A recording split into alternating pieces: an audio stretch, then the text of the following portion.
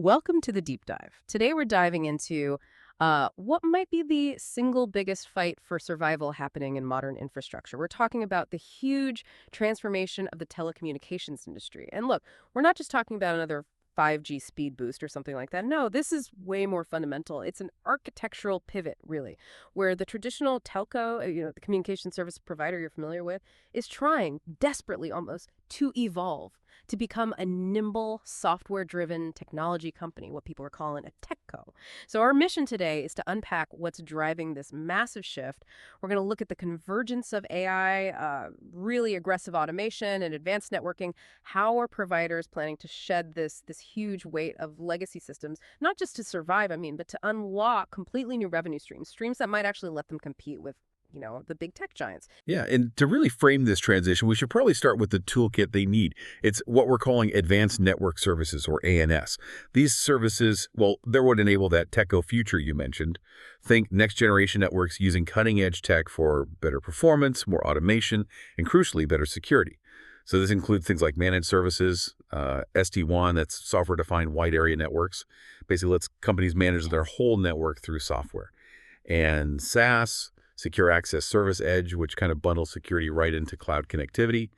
Then there's deploying private wireless networks like private 5G and complex multi-cloud networking platforms. These are the kind of high-value services that, move them beyond just selling minutes and megabytes. Okay, right. So let's unpack this a bit more. What about the financial reality? That must be driving the urgency here, because if you look at the market performance, say, between 2019 and 2023, the contrast is, well, it's pretty brutal. Yeah, the top 160 listed traditional telcos together saw their market cap decline by a huge 32% in just those 4 years. Now, compare that to the 7 leading tech companies, your Amazons, Microsofts, Alphabets. Their market cap grew by 75% or more over that same time. That gap, that massive difference is really the core motivator here. And the root cause, it often comes down to what we can call the legacy problem. Get this. Nearly 70% of service providers are still relying heavily on legacy IT systems for their core operations. It's kind of like owning a really old house, right? Like the upkeep costs are just crippling. Our sources show that maintaining this outdated infrastructure eats up something like 60 to 80% of their entire IT budgets. 60 to 80%. Wow. Yeah, so that leaves what, maybe 20% left over? Often much less. Barely anything for the kind of innovation we were just talking about, these advanced services. That's an incredible operational debt they're carrying. Yeah. So besides that budget drain, what else is holding them back? Any other major hurdles? Oh, definitely. There are big practical challenges, too, for enterprises trying to manage these complex networks. Multi-vendor network visibility, cited as a major difficulty 73% of the time. And the skills gap is huge. 69% of providers say they just don't have enough people with the right talent. Skills and private 5G, security, the stuff needed for these new architectures. Plus, you deploy distributed things like SD-WAN, multi-cloud. Well, 43% of enterprises point to security concerns as a top challenge because, the attack surface just gets so much bigger. Wow. Okay, so you've got this massive budget drain, security risks, a serious talent shortage. Facing all that, it seems almost impossible to pull off such a big transformation in just a few years. And yet the sources tell us 82% of the telco surveyed aim to become a techco within the next 3 to 5 years. Do you actually buy that timeline? Is that realistic? Well, the ambition definitely shows how necessary they think it is. But yeah, achieving it takes more than just willpower. It means fundamentally changing how they operate.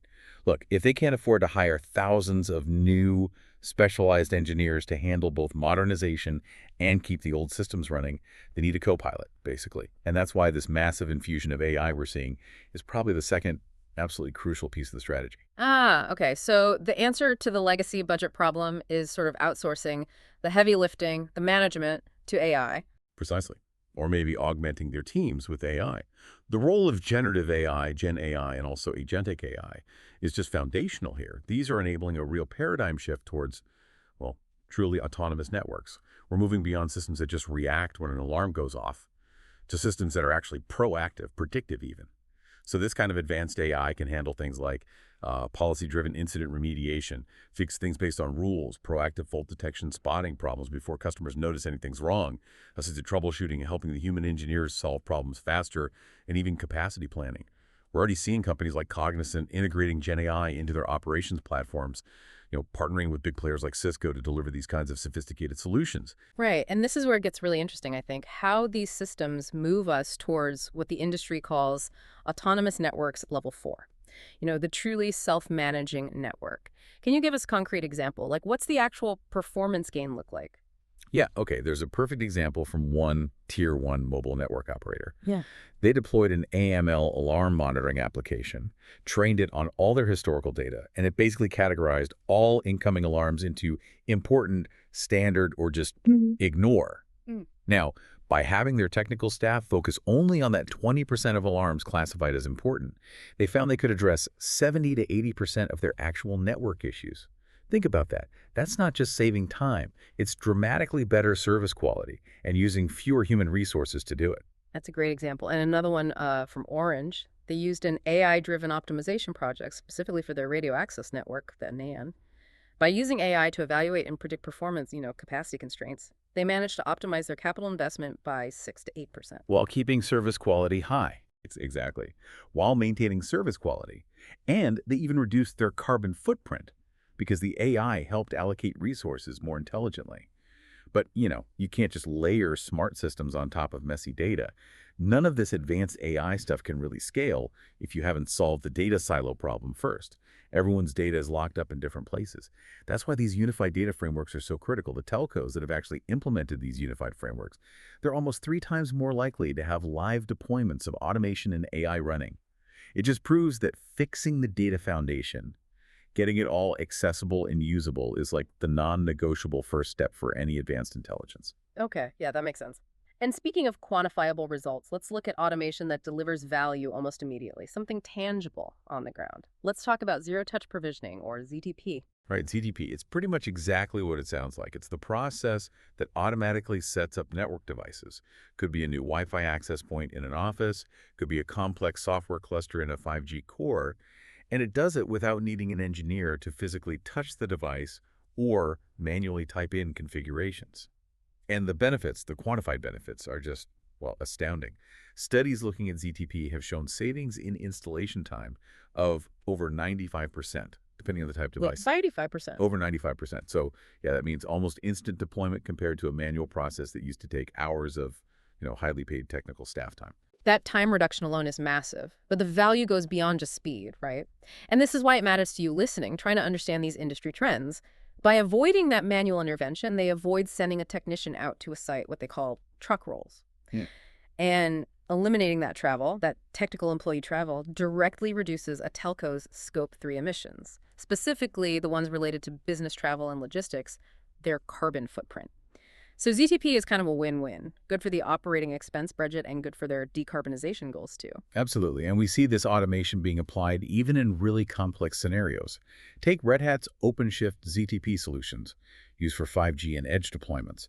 They use this hub-and-spoke architecture, where one central cluster manages and automatically deploys lots of smaller satellite clusters out at the edge. This totally streamlines implementing critical distributed 5G infrastructure, stuff that would be basically impossible to manage manually at the scale required. So if we place ZTP on this broader automation value curve that people talk about, Yeah. where does that put the industry today? What's the journey look like? Well, we started maybe back in the 2000s with the early stage stuff. Mm. Basic automated workflows, scripting, just replacing repetitive manual tasks. ZTP represents kind of the current big goal, achieving zero touch, which allows for what they call the Lights Out Network Operations Center, or NOC. Vodafone was an early mover here. They apparently reduced their global NOC staff from around 1,500 people down to the low single-digit hundreds. Hold on a sec, 1,500 down to a few hundred. That's not just an improvement. That sounds like a completely different operating model. It really begs the question, what are those remaining people actually doing? What kind of specialized augmented skills do they need? Exactly right. The human role totally shifts. It moves away from just reactive monitoring towards more complex augmentation, strategic oversight.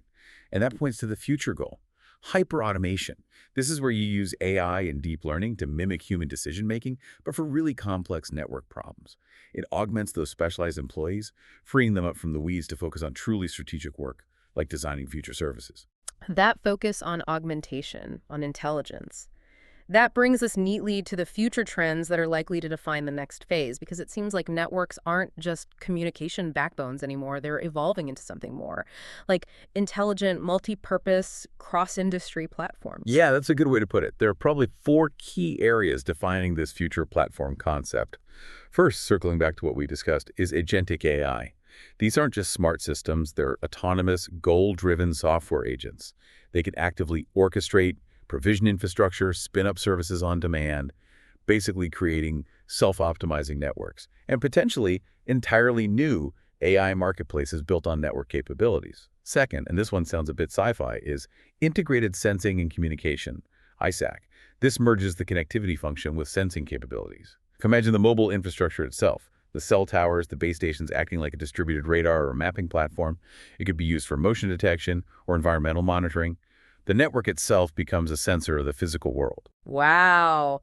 That is a massive step change in capability. The network literally starts interacting with its physical environment. It really does.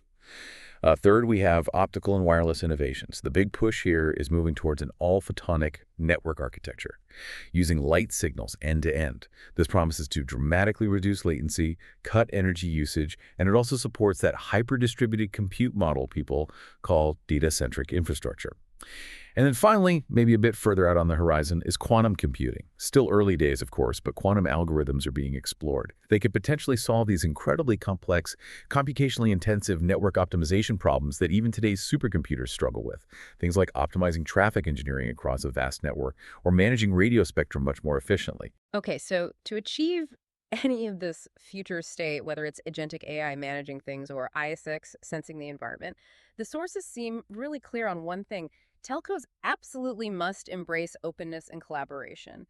And a big part of that is strategically exposing network capabilities through open APIs, right? These standardized interfaces that let developers from completely different industries, maybe finance or automotive or healthcare, access network features. Things like guaranteed low latency for a specific transaction, or current network speed, or precise device location. We actually see examples today, like Verizon has a scammer API. It gives real-time risk scores to financial institutions using network data to help drastically cut down on fraud. That's cross-industry innovation enabled by the network. Exactly. And supporting that whole open model is open source software. This is critical because it directly fights that vendor lock-in problem that has plagued legacy systems for decades. We're seeing key initiatives aimed at accelerating cloud-native adoption in telecom. Things like Project Silva, which is working on a common production-grade telco cloud stack, and Nefio, which is focused on providing Kubernetes-based automation templates specifically for network functions. These open source approaches, they enhance interoperability, they speed up cloud adoption, which we know is key because, again, the sources show telcos with high open source adoption are almost twice as likely to deploy advanced AI and automation compared to peers still stuck in closed architectures. Openness enables speed. This has been a really fascinating deep dive. I think the main takeaway for me is that this telecom industry transition, it feels like a war on inertia almost. It's this foundational AI-driven architectural pivot. And it's aimed squarely at solving those crippling legacy system costs, that 80% budget drain you mentioned, but also, crucially, unlocking totally new high-margin revenue streams so they can actually compete with the hyperscalers, the big tech players. Yeah, I agree. The core elements driving it are pretty clear now. It's that rapid integration of Gen AI and agentic AI into how networks are run. It's the immediate measurable efficiency wins from things like zero-touch provisioning. Yeah. And it's that strategic push towards openness, towards advanced capabilities like ISAC that are fundamentally redefining what a network actually is and what it can do. So, as you, our listener, reflect on this massive shift underway, maybe consider this final provocative thought. If vendor lock-in, if achieving real interoperability between systems, and if closing those critical skill gaps remain the biggest barriers to telco modernization, then will the industry's eventual success rely less on some single breakthrough innovation from one dominant player, and maybe more on the collective will, the shared commitment to fully embrace a truly open vendor-agnostic architecture? That decision, that commitment to genuine openness, that might just be the biggest strategic hurdle they face. Thank you for joining us for the deep dive. We'll catch you next time.